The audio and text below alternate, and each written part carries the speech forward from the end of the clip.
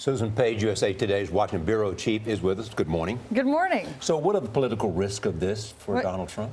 You know, nothing has been more trouble for these candidates than their charitable foundations. Right. Who would have thought? I think there are two problems with this contribution. One is that it's inappropriate for a charitable foundation to make a contribution to a political committee. And the other is that the timing raises all kinds of questions about whether he was trying to affect her decision, the Attorney General's decision, on whether to go ahead with an investigation of Trump University. Did she say, though, we were talking about this beforehand, not whether she got the contribution or not, or solicited the contribution, but did she know that the Attorney General's office was investigating Trump at the time? Pam Bondi, the Florida Attorney General, said she did not know at the time she solicited the contribution. Of course, the question is, did Trump know at the time he gave the contribution? And was that his intent? And was that his intent? And intent, of course, is a hard thing to determine. Let's talk about the state of this presidential race right now. In the national polls, Hillary Clinton is up on average about 4 points. But if you look at the battleground states, she's up in 10 of the 13 battlegrounds. Where is she vulnerable? Well, Hillary Clinton is in pretty good shape if you look at the states that will actually determine this election. On the other hand, you can look at it the other way, which is that Donald Trump remains within striking distance, maybe just has one narrow path to the presidency, but he still has a path to the presidency despite her considerable advantages, including ads. She has 5 times more ads on TV booked for this week than he does as we head into this last sprint of the campaign.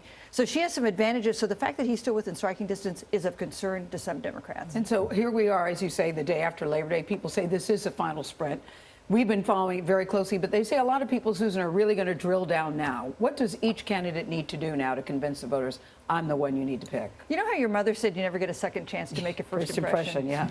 Both of these candidates need a second chance to make a first impression. Donald Trump needs to persuade voters that they can trust him as commander-in-chief. And Hillary Clinton needs to persuade voters that she is honest and trustworthy and likable, somebody they could be comfortable putting in the Oval Office. That is a big We've been talking about that so long, though, right? Susan. Yeah, we've been talking about this forever. The same issue. You know, that's true, and we've been paying a lot of attention. This will stun you, but some Americans have not been as focused on politics as we had. They've been raising their families or going to work or going to school. And I think this is the period, these final 7 weeks, final 9 weeks, I guess, when voters everywhere start to look at this, start to watch the debates.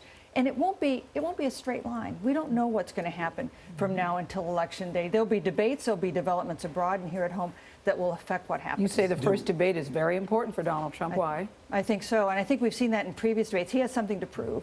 And can he come across as a responsible person you could trust to put in the Oval Office? Do we assume all the damage from the emails is out? No. No. We're going to have more disclosures. We know we will from these lawsuits against Hillary Clinton. And every time we've had disclosures of his emails, there have been more things that she's had to deal with and questions she's had to answer. Thanks, Susan. Thank you, Susan. Good to see you.